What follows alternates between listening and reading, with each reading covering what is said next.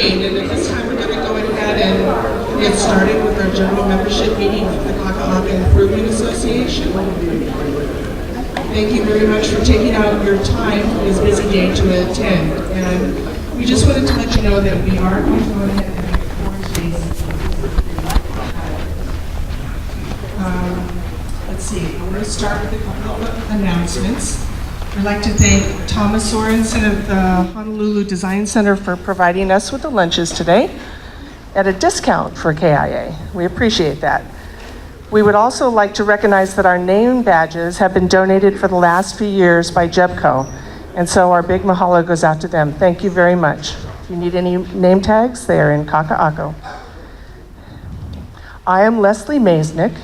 I'm the Director of Business Development for Media 5 Architecture, and I'm this year's KIA Board President. I'd like to introduce you to the 2014 KIA Board of Directors. Our Vice President is Bobby Lau. Our Treasurer is Miyuki Almario. And then our Directors are Jim Frierson, Mark Higa, Jay Katawaki, Paul Kimura, Allison Lee, Bob Oda, Dexter Okada, Stephen Sullivan, Sherry Ann Higa, and Glenn Tamakuchi. I'd like to thank the board for their work as they continue to work for the KIA, and I'd like to also acknowledge and especially thank our hardworking executive director, all bust up, Sherry Goya. Sherry, wave. Sherry does a great job for us. And I'd like to also send out a big thank you to Paul and Sherry and the whole entire golf committee for making this year's golf fundraiser tournament a very large success. So we're going to be happy to present a check to the Children's Discovery Center when Loretta Yajima, their board chair, returns from a trip which she's on later this month. Our next networking event will be October 16th in the Kewalo Room at the Ward Center, and we would love to see you there as well. Thank you to Howard Hughes for their donation of the use of the room, and you can find all the details in the KIA newsletter. The Kakaako Improvement Association was founded in 1987 as a way for us to do business with the property owners and the Kakaako area to stay informed and support each other. The 600-acre Kakaako area has gone through many development and cultural changes, particularly right now, and they affect many individuals, organizations, and companies in that area. So we're very happy that you've joined us today to show an interest in what we look at's being done of the work towards a solution for Kakaako's homeless problem. I'd like to introduce our panelists and ask them to go ahead and come on up and call them to the table. Councilmember Carol Fukunaga, come on up. Councilmember Fukunaga spent 2 decades in the state senate and currently represents Honolulu City Council District 6, which includes one of the most diverse groups of neighborhoods in Honolulu. She presently chairs the City Council's Committee on Public Safety and Economic Development and serves on many of the council's committees. Councilmember Fukunaga is committed to working to leverage the best of state, federal, local, private partnership, and community partnerships in order to find the best solutions for our needs. Please welcome Councilmember Fukunaga.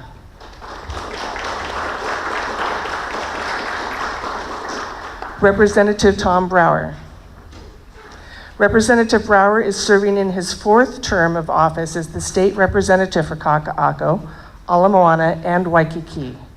He has been a Waikiki resident for 30 years and worked in the fields of broadcasting, nonprofit, city, and state government, gaining expertises that have shaped the practical, creative, problem-solving skills that he has and utilizes as a legislator today. He is an outspoken advocate for the homeless safe zones or campsites for the last 4 years and would like to see a real solution for homelessness that includes both compassionate and tough love strategies working together. Please welcome Representative Brower. Senator Brickwood Galateria. Senator Galateria is the current state senator for Senate District 12. He was born and raised in Kakaako as well as the Kapahulu area, and at one time lived across from what is now the John A. Burns School of Medicine, which was an urban plantation at that time. As a child, he served with his friends off of Point Panic, and over the years has developed a deep appreciation for this area. Senator Galateria entered public service in 2008 and has developed an understanding of the legislative process and built important relationships with the committees and his colleagues, serving as the majority leader for the past 4 years. Welcome, Senator.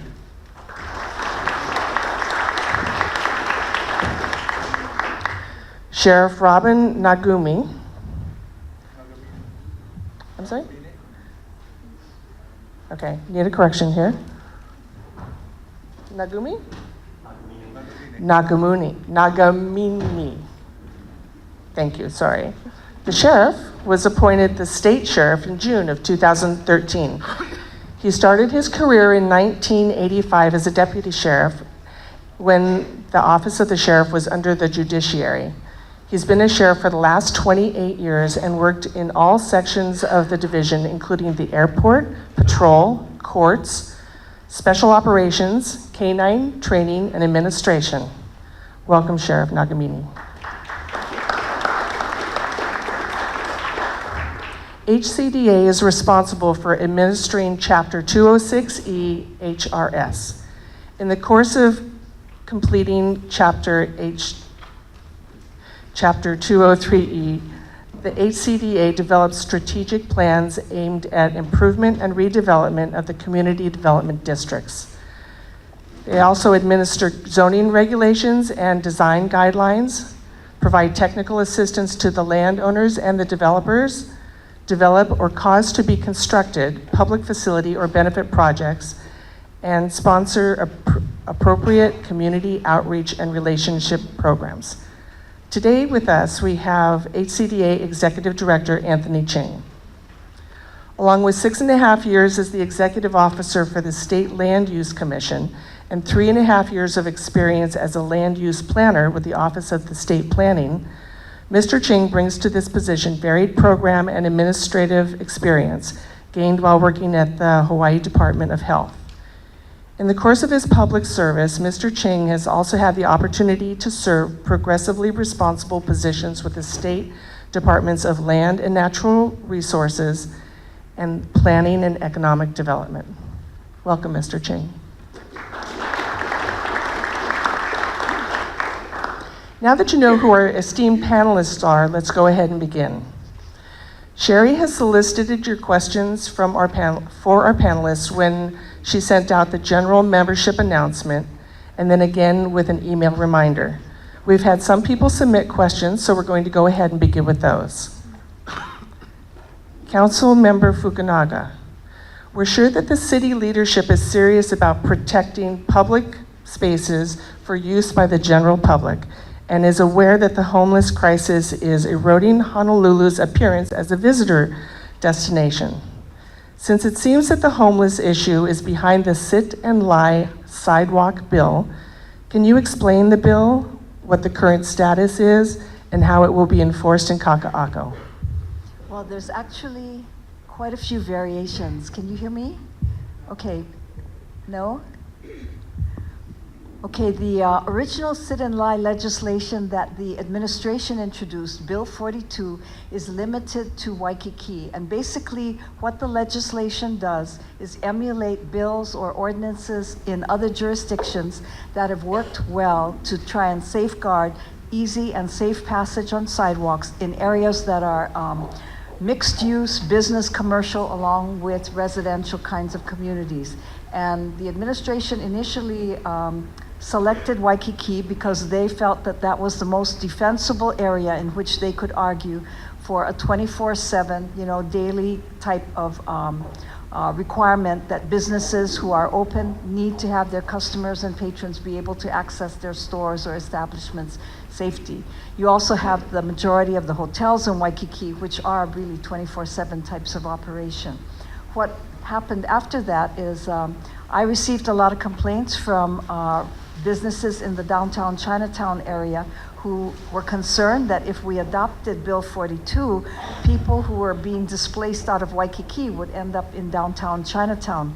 So I introduced another variation, Bill 44. Subsequent bills that have been introduced both by Councilmember Anderson, Bill 45, and Councilmember Menor, Bill 48, are all sort of looking to find an appropriate balance between how you designate which area is a mixed-use business residential zone and what hours are appropriate for us to designate as having that type of removal of sidewalk obstructions or people who are blocking easy access to sidewalks from people who might otherwise be looking to access the businesses along the way.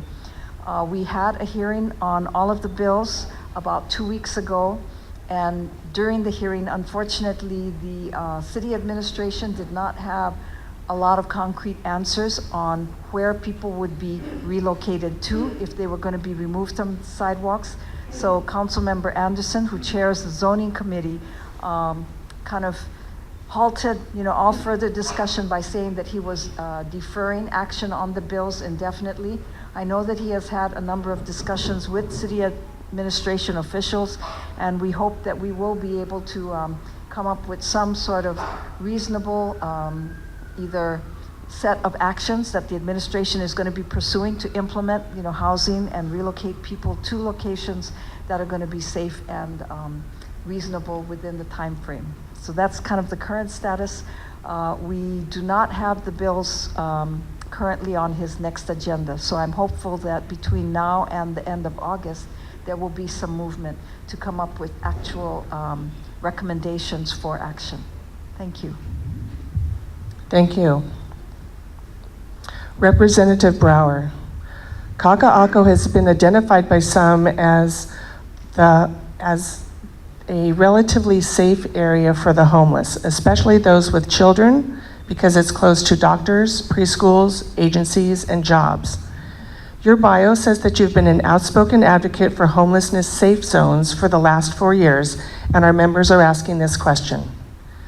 This area has a Kakaako Next Step shelter. Why aren't the homeless mandated to be in the shelters as opposed to roam the streets? Is this a compliance issue, such as substance abuse or behavior issues, maybe time restrictions? And also, are you aware of any work with any other groups, such as the Mental Health Kokua, HIS, and Housing First, that are trying to make a solution that you can speak to? Thank you for the question. I think that the Kakaako Next Step shelter needs to take another step. And in solving the issue of homelessness, there are a lot of solutions, and the city and the state, they're employing a lot of solutions, but it seems sometimes they don't think out of the box. I support what the city's doing regarding Housing First, which is in place now, and the administration plans to expand it. And in addition, because people are camping everywhere already, I think until we get a better handle on providing shelter to the state's 6,000 or so homeless, we need to open up campsites and then provide rules in those campsites so we can remove people who are camping in areas we don't want them to be. We need to place a greater emphasis on areas of economic, cultural, and aesthetic aspects of Honolulu, which we want to preserve. So that's the reason I support campsites in addition to other programs which the city and the state are doing. When I walk through the campsites of Kakaako, I see that it's segregated by race, by lifestyle, whether people are inclined to smoke pot or do other drugs, as well as families. The families there have told me they don't prefer to go into a shelter because sometimes the shelter will split up the families, or the issue of bed bugs, or they don't want to follow those rules. In some ways, the shoreline of Kakaako has become a de facto campsite. The actions of government have been to allow people to camp there. And if that is what government will be doing for the next few years, then I would suggest that they provide more concrete rules and bathroom facilities for the people there. As far as groups like Mental Health Kokua and IHS, I think that they're doing a great job, and it looks like the next step that they will be taking has been provided through a recent bill that became law at the legislature, which will work to do more and provide more teeth into laws that will remove people who maybe have some challenges mentally, who are on the streets but maybe should not be. And I'll stop there in the interest of time, and if there are any later questions, I hope we can expand on these topics. Thank you. Thank you. Senator Brickwood, you have the ability to bring people together to the table to work out difficult and complex issues, and you've developed a deep understanding of the legislative process. With the increasing number of developments and residents, do you think that a separate neighborhood board or other group made up of residents and businesses would be of any help to you to address the homeless issue in Kakaako? What can the small business owners and larger developers working in the area do to help you help us? Aloha, everybody, and thank you, Les, and thank you, Sherry, for inviting us here today. Sorry I touched the wrong shoulder when I said hello. It was an aloha touch. I would strongly encourage the citizens and the business community of Kakaako to participate in our existing boards. I would not advocate for or support an additional layer. The work of the boards, we listen to closely. We work closely together with the existing neighborhood boards. The board system is the platform for the community to communicate their concerns to the elected officials and many of the executive branch. Some of the other platforms that we have include not only the state legislature, but the city council as well. And with regard to the specific homeless situation, several sessions ago when Councilmember Fukunaga was with us in the State Senate, we created the Interagency Council on Homelessness, which is basically created to bring the silos down between all of the different dynamics of the homeless situation. So we work closely with Colin Kippen, who is our state coordinator on homelessness, and June from the city and county. So I believe we have enough platforms by which to operate, especially in this particular area of homelessness. What would I ask you to do is just stay connected with each other, stay connected with us. If you don't know the person sitting next to you, you might want to just say aloha no to them right now. And basically that's, I think, how we will help, because the more we know about what each other does, the more we can access the skill sets that we all have. And so that would be my response to what would I hope you would do to help us. Okay, thank you. Thank you very much. Sheriff Nagamini, one of Kakaako's businesses called 911 when they were having trouble with the homeless because they didn't know who else to call. Is that the right number to call? And can you explain the Sheriff Department's role in Kakaako pertaining to the homelessness? And what is the Sheriff's Office currently doing or hope to do in the future? Okay, first of all, thank you for inviting me. The calling of 911, that's the proper thing to do. If you've got some type of service call that you have, call 911. If it's in the Kakaako district, what 911 will do is they'll call us and they'll dispatch us, or sometimes they call it a co-response, and they will dispatch an HPD officer and then we'll dispatch deputies also. That's just for any type of call. As for our participation with the homeless, we support other agencies. Homelessness is not a law enforcement issue per se. It's not illegal to be homeless. So it's usually HCDA wants to clean up their property. they will contact us and we'll assist them to make sure that, you know, nobody interferes with their operation when they're cleaning up. And we do this for many different agencies, the Department of Transportation. You may hear us doing the cleanups under the viaducts and in Wahiawa by Lake Wilson, I mean, all over the place. Wherever there's some type of state property that people are making encampments, and we do this regularly. And I'm sure what you've seen with Kakaako, even when the city is enforcing their stored property ordinance, people putting tents and storing their property on the sidewalk, as soon as it's cleaned up, a day or two later, they're back again. That's one of our frustrations. Like I said, it's not illegal to do that, but we do our part. When somebody calls for our assistance, you know, we'll come and we'll make sure that nobody gets harassed while they're doing this cleanup. As for the future, I think we're actually waiting for either laws that allow us to do more. People need to understand that the sidewalks, that's public, that's open to the public. If you could stand there, anybody can stand there. It's not just because they're homeless. Some of the other issues we run into is that we'll get complaints about homeless, but if it's a criminal complaint, we need a complainant. Somebody needs to say that this person harassed me and I'm willing to prosecute. Because without that, we can't arrest, we don't have a case. And a lot of people feel that if they just call us, we'll show up and we can just chase them off, but that's not the case. But I'll be open to any questions if anybody has more specific questions. Thank you. Thank you. Mr. Ching, the Waikiki Health Center runs the Next Step Shelter, and OHA is the landowner. Can you tell us how HCDA is working with them in order to help solve the homelessness problem? First of all, we just this week I had staff conduct a point-in-time census, and so I note that this is an unofficial count, and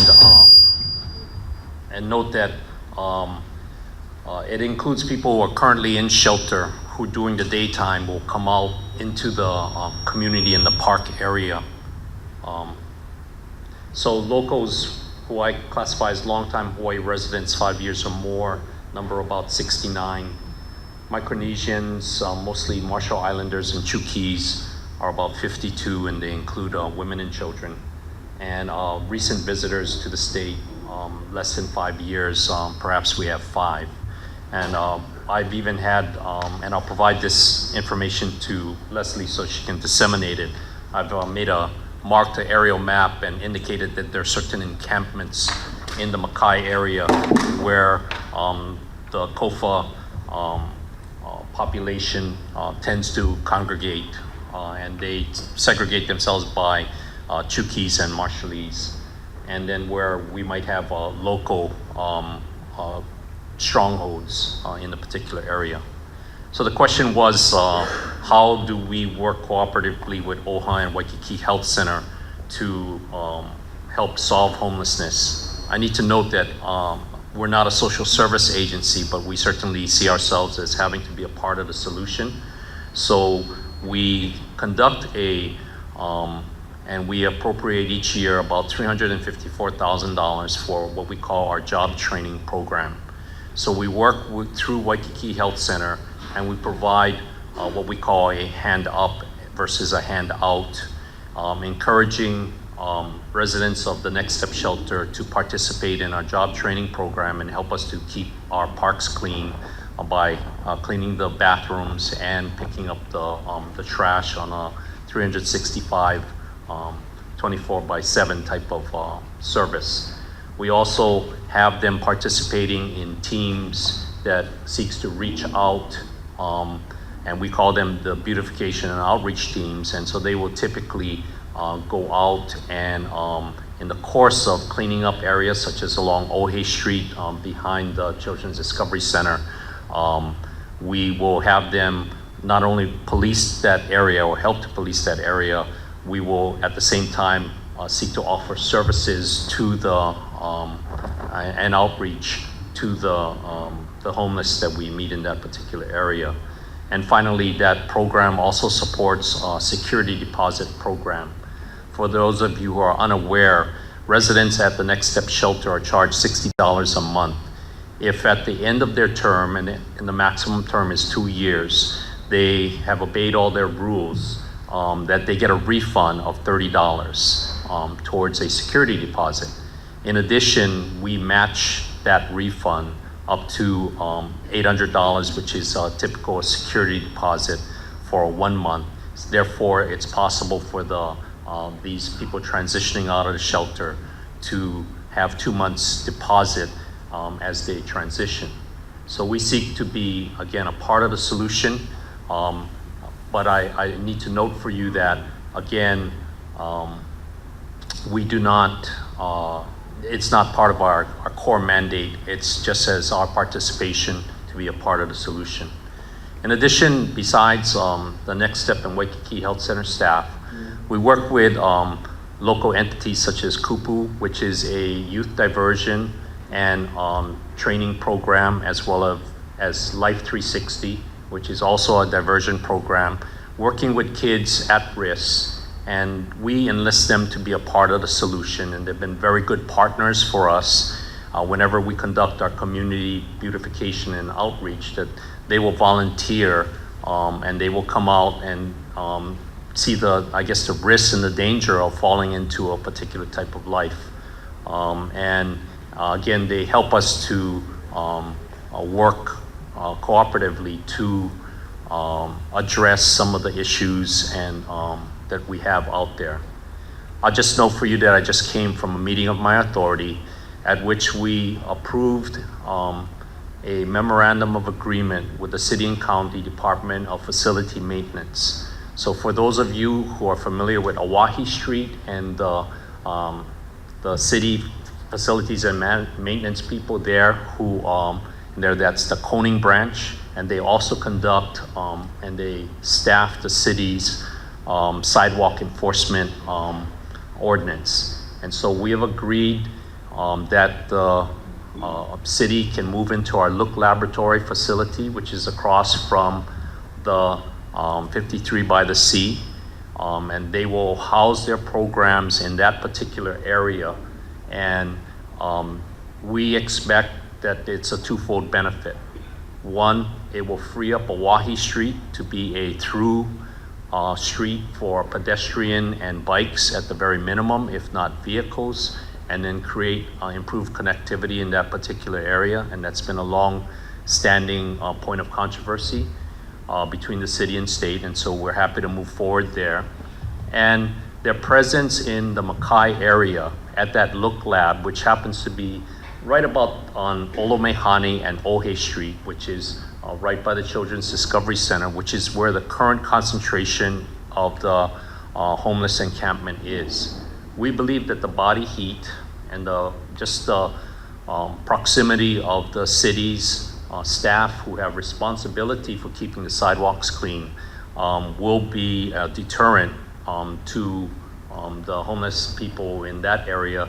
And it sort of relates to our feeling that they must go to services. Services do not go to them, because in that particular situation, that necessarily creates an entitlement or empowerment to remain homeless and be serviced at points of their convenience. And so again, question is, how do you work cooperatively? It requires more than just the Waikiki Health Center or my agency. It requires community participation and will.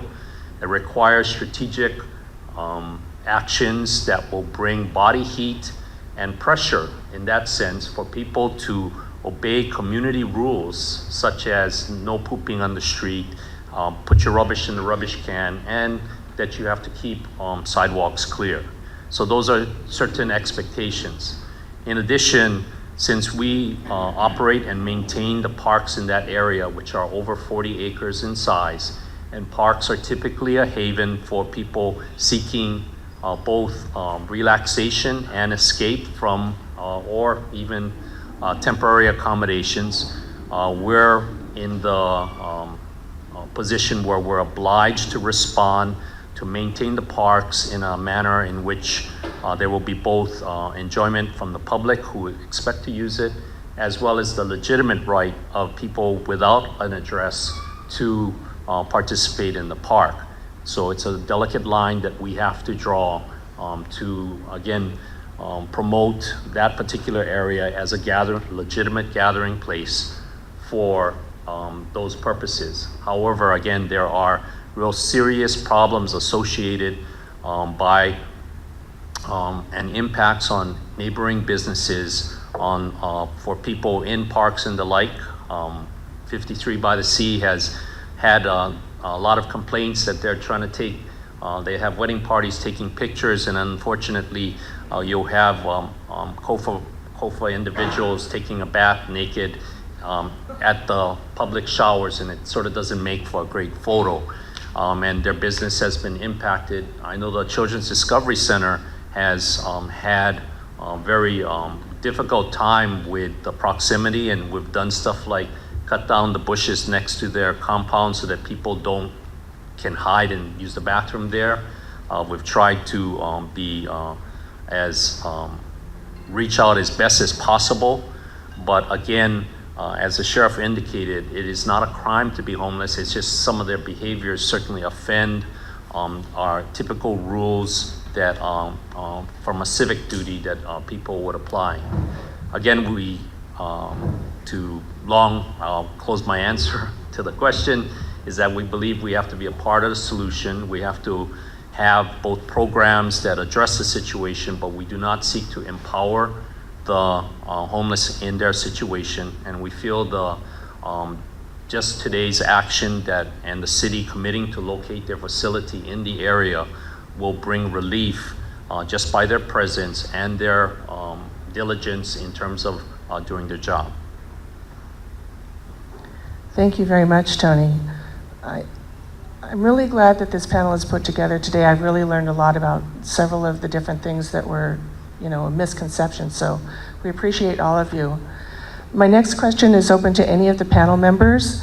It is, in what way will homelessness preemptively be handled as it relates to the Kakaako rail station? Whose responsibility is that? And is there a current active discussion with HART? And if so, what has developed in any way of a plan to combat the potential issue? Is there someone that can address that for us? Let me answer that question from my conversations with HART. The area will not be open to people overnight because the stations will be locked up. And I also want to, if I may, address some statements that were said earlier, because often we hear that it's not against the law to be homeless, but at the same time, homeless shouldn't be above the law. And Tony, unfortunately, we have a situation in Kakaako where the sidewalks aren't clear because there are tents right on top of them. And a question that I wanted to pose to the audience was, if you can help people who are camping on the streets, people camping on the streets near the intersection of Pi'ikoi and King Street, if you can offer them a place to camp somewhere else, maybe it is in Kakaako, near the shoreline at this time, because that's the only reasonable large amount of land available in Honolulu until we get people better housed. Would the public go for that? If you can remove people who are homeless on Queen and Waimanu at Ala Moana Park, on Kalakaua and Kaheka? We're going to go ahead and ask for some questions a little bit later, okay? All right. Leslie, so I can No, go ahead. I can perhaps answer the first questions that you pose, and then provide some response to Representative Brower. With respect to, it's important to note that there are two rail stations within the Kakaako Community Development District. One would be the Civic Station, just makai of the Surf Coast site, on the Mauka edge of Halekuila Street. And the second station would be currently envisioned where Ross's is, and just within that particular lot. So there are two stations.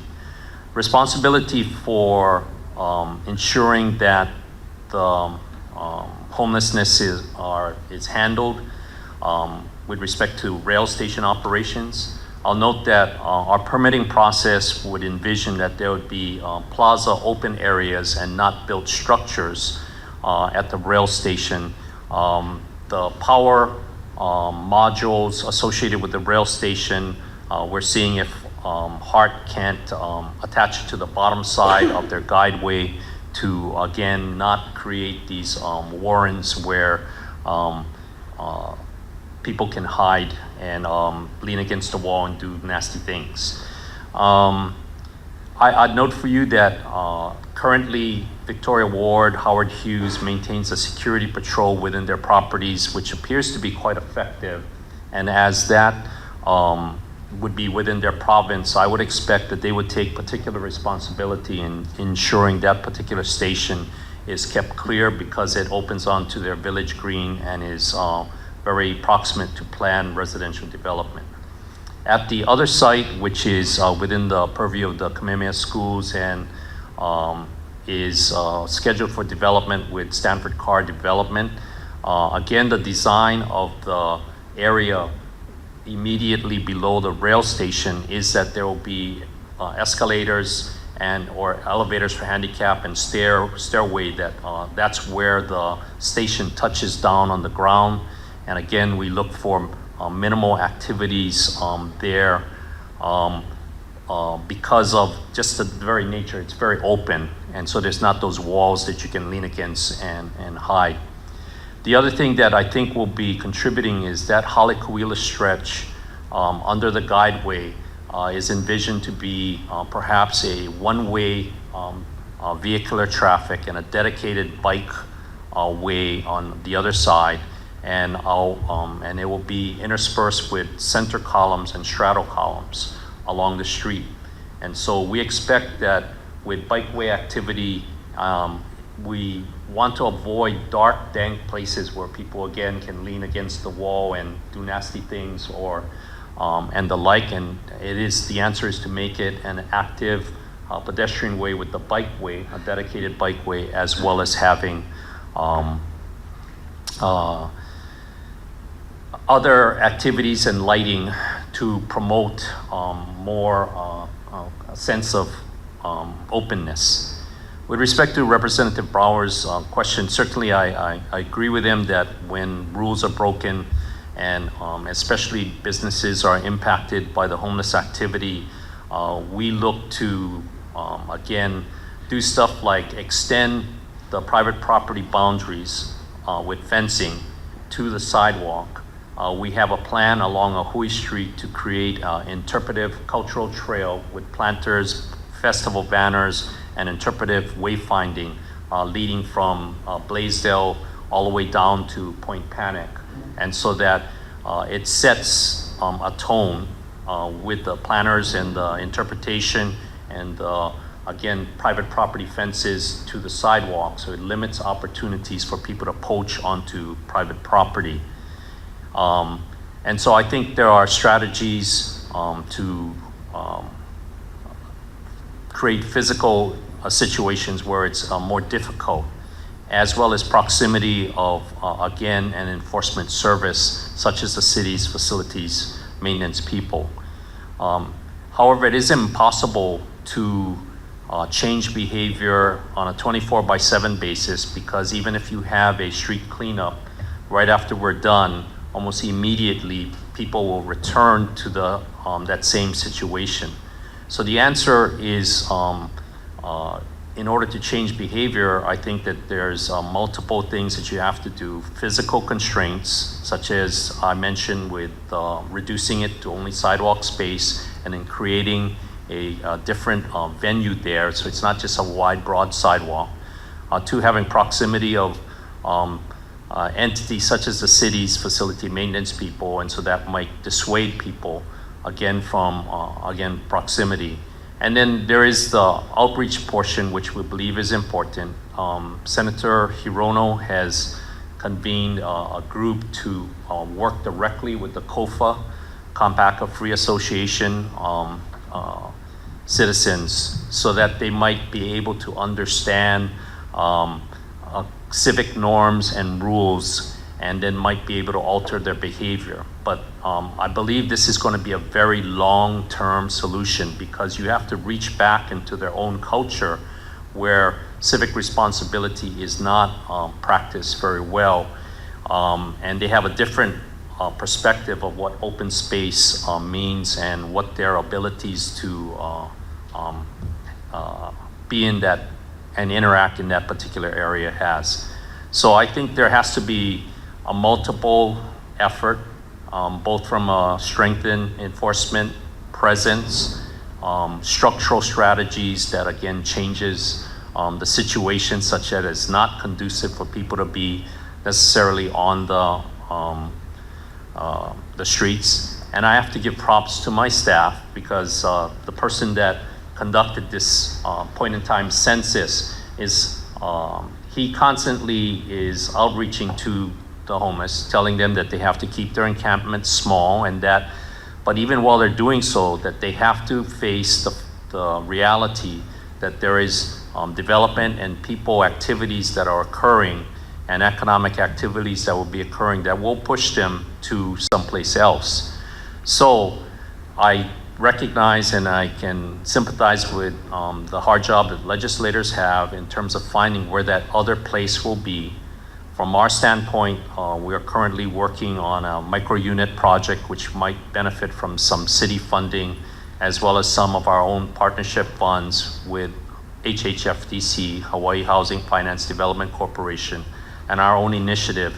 And at this point, we have no legislative appropriation, but we would seek to advance it where we can also provide additional housing first or transitional housing opportunities such as micro units that while it might not immediately take care of homeless, it might take care of other people working at a very at a lower medium income, but create other spaces available for and programs for that homeless can also participate in. Councilmember Fukunaga, you want to weigh in on this? Yes, I also wanted to add, part of the biggest solution to homelessness is finding the appropriate kinds of housing alternatives for the particular group that you have in your area.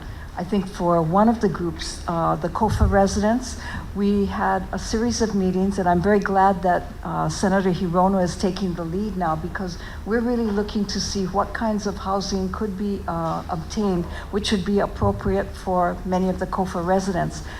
We, I think, had a meeting recently that Director Ching was part of, in which representatives from the Kofa governments talked about how many of their families have relatively large groups, that are seeking rentals, et cetera. And so micro units and the typical housing first kinds of placements would not really help us solve the problem with this group of individuals. So as we are looking for appropriate housing, the kinds of housing that can actually house, say, families where you may have up to 10 members or so, that's kind of why Senator Hirono has reached out to various faith-based organizations, and we're really looking to find locations that are elsewhere that we can use to house these residents. The other encouraging thing that the Marshallese and Micronesian governments have promised to pursue is really looking at the terms of the Compact of Free Association, because originally when the United States entered into this agreement with their governments, the purpose of allowing people to travel freely without restrictions was that they were coming here either for medical assistance and treatment, to find better jobs that they could not obtain in their home islands, or to go to school. And so they were also interested in working with us to identify residents who may be on the streets, who may not be fulfilling one of those three purposes. And if those governments can work with federal agencies and our congressional delegation, we think that it's an appropriate means for us to see, well, who is really pursuing some of these three purposes actively, and if so, how can we appropriately get them into a different kind of housing that can remove them from the street? Thank you. Thank you. I'd like to go ahead and open it up for questions from our members who are here that you would like to put forth to the panelists. Does anyone have any questions? Was there a question right here? No. Okay. Sir?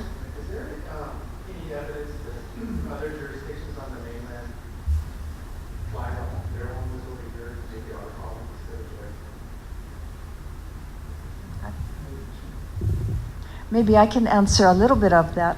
From our Waikiki homeless, I guess, population statistics, we have talked to a number of the providers who have indicated that there appear to be specific locations in which either agencies or individuals are encouraging people to come to Hawaii because the weather is a lot better than it is elsewhere. And so I believe in Waikiki, the visitor industry is looking to partner among, various private sector partners to put together a fund to assist people who come here and then discover that it's not so easy to live on the streets, to actually return home if they had an appropriate level of assistance. I think in the Kakaako area, I have not heard that, that is necessarily the case.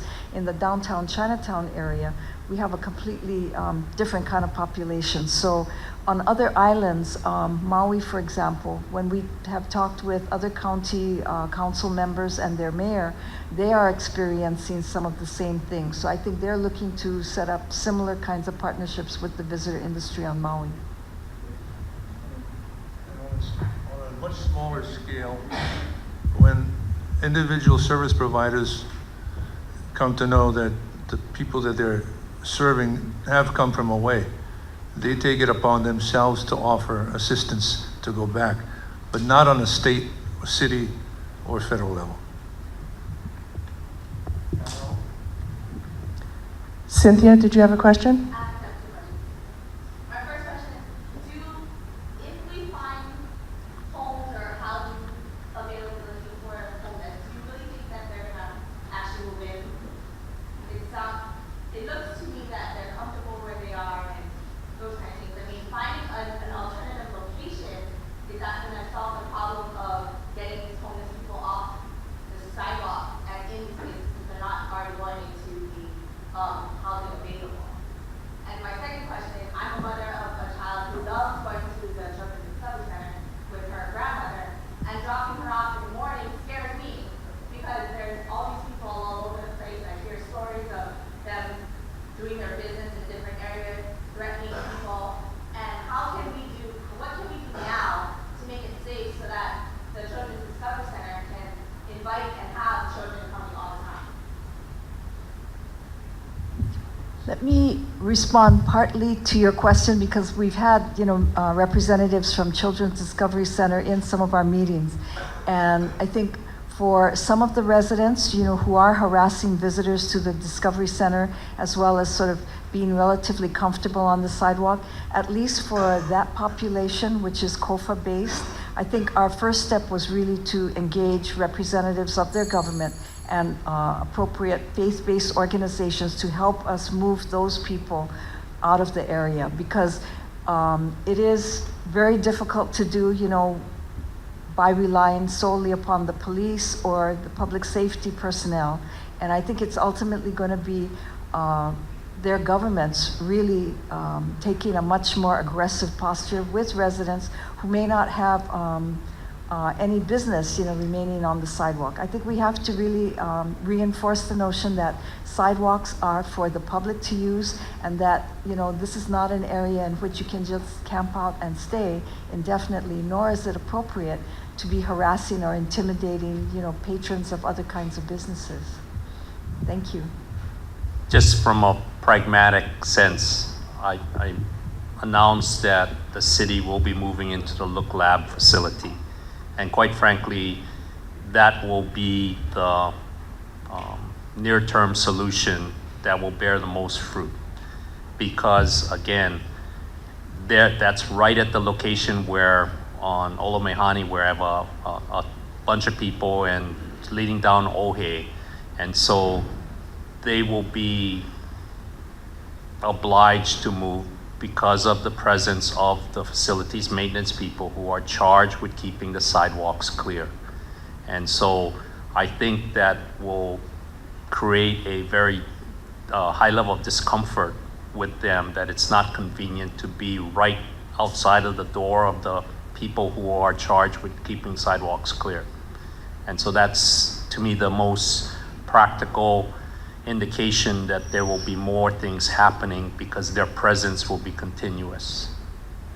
Yeah, As for the criminal conduct, if you're being harassed or threatened by somebody, I mean, just call 911. You know, have an officer show up and make a case.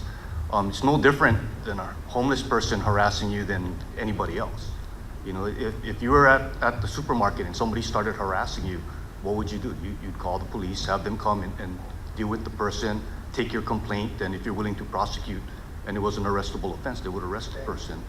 It doesn't really make a difference whether it's homeless or not, yeah? So I hear this a lot. And the reason why I bring that up is I hear it a lot. I hear people say, I've heard about this, so I've heard that they're dealing drugs there, I heard they're harassing people, but a lot of people hear this going on, but there's no complaints. I don't get that many complaints, our officers.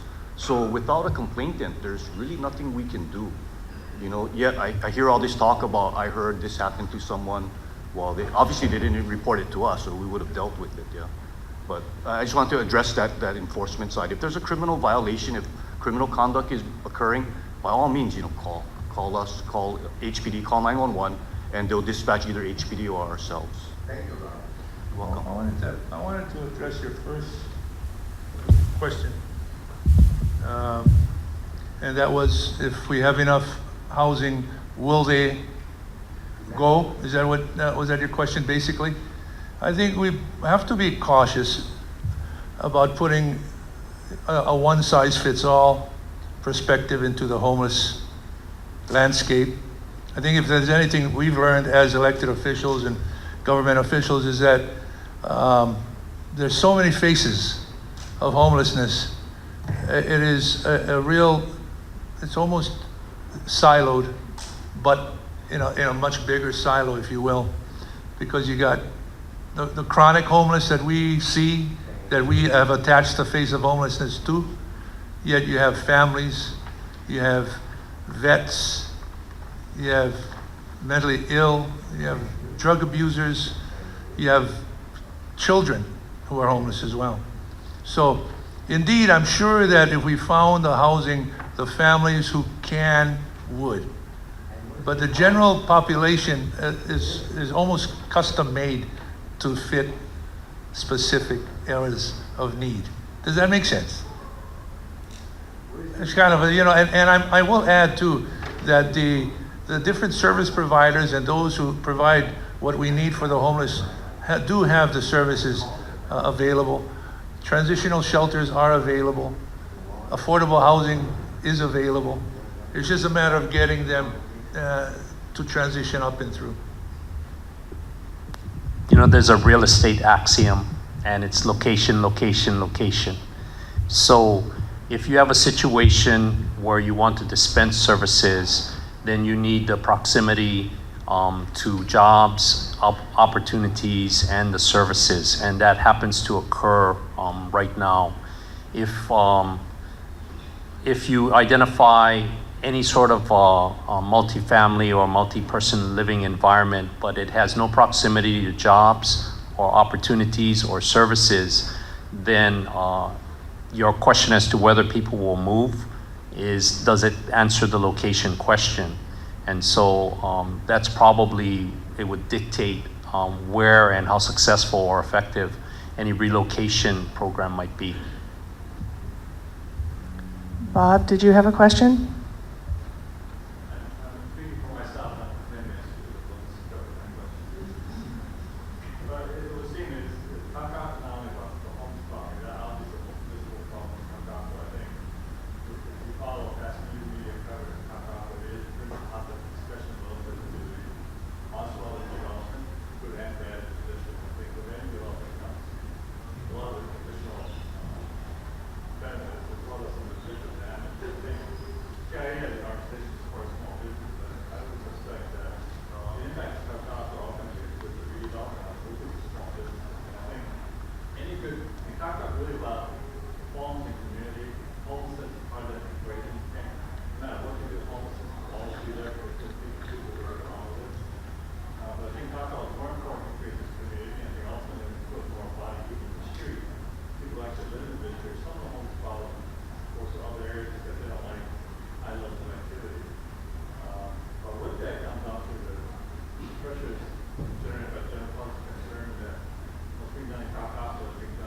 solely segment of the population over here or abroad. But I would suspect that given the opportunity and the right balance of supporting small business, as well as supporting new housing starts in Kakaako will ultimately reap the full benefit of Kakaako. I think we saw many years ago that Kakaako was not the best place to develop because it's living there before. It speaks to smart communities, speaks to a lot of different things that both the city and state are pursuing very aggressively. Why not in your own backyard? Well, I would suspect the larger solution is going to be one that's going to involve perhaps closer coordination between the city and the state. The state does control the district, as well as private developers, small landowners, small businesses. Kind of find a better way to make more things happen on Kakaako. Not in necessarily a quick fashion, but in a more reasonable fashion. And I know with the upcoming election, the potential for perhaps change in leadership, but there's some fear in the community, development community, that general support of developing Kakaako with the community. In fact, they're going to slow things down, they're going to take the bread and say, let's figure things out first. From my 30 years in the real estate business, once you start talking about slowing down, you're basically stopping. Developers don't stop, they keep moving and move to other places. So Kakaako is a good fit for future development. I think potentially there for achieving all of the objectives that Kakaako was established to do over time. It is done properly, but I think what I see is that there's got to be more meaningful coordination between one of these agencies, the state, as well as the city, because the city ultimately has immense influence on the district because it's all the infrastructure things that tie into the district. So serving starts someplace outside of Kakaako, but also close to Kakaako. So it's all related.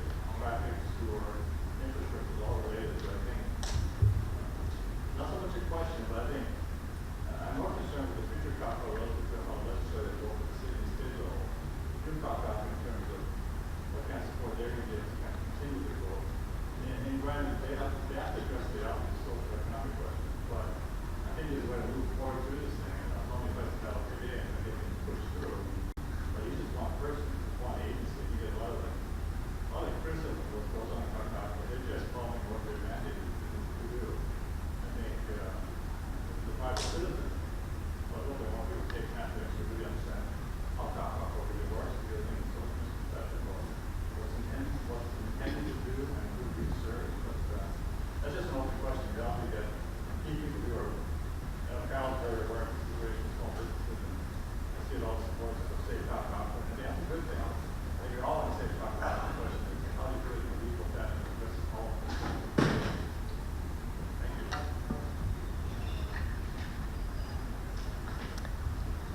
Okay.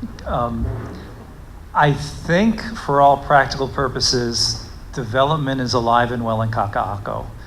The complaints I get the most in my office regarding what some people believe is overdevelopment is from the residents who live there. And their number one complaint often is that their view planes are blocked. So there's going to be a reasonable balance. It's going to take meetings like this and many others. And there is going to be debating and arguing, but the end result will always be better and the pendulum will kind of swing back and forth. Just a few comments from our last two guests that asked questions. And what the city is employing, Housing First, which is different than the state's shelters. Eventually, homelessness will get nearly solved. There's always going to be some, but it won't be as bad today. But it's also a question of how much money are you willing to spend on it? Currently, the city wants to spend over 40 million to get its housing program going more efficiently, and it's going to help a lot of people. But in the meantime, people are going to live on the streets somewhere, and government can either decide to get a better handle and allow where people will be, or they will camp everywhere. And I would just like to encourage the people in the room and the people on the panel that the only reasonable, cost-effective solution is that government decides where people will camp and not allow them to camp everywhere in Kakaako, because that's what we have today.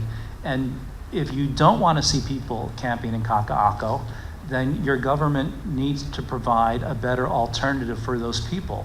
Because anyone who's on the street, you're welcome, anyone who's on the street in Kakaako, if they're presented with a better solution or a better alternative to that, because they don't want to be there to begin with, they will take it.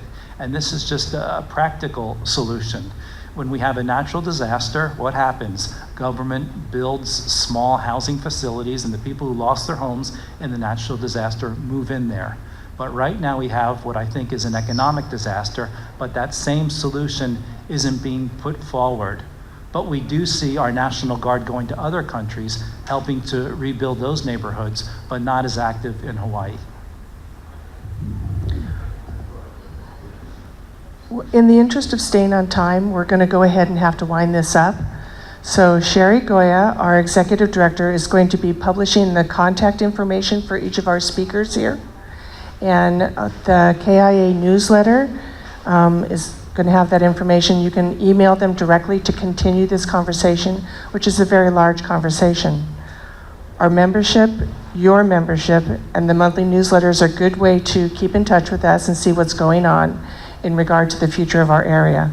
So I'd like to take this time to go ahead and thank our panelists and thank them for the time to update us, and thank us for to all of the attendees here today for your time and your continued support of the Kakaako Improvement Association. Aloha.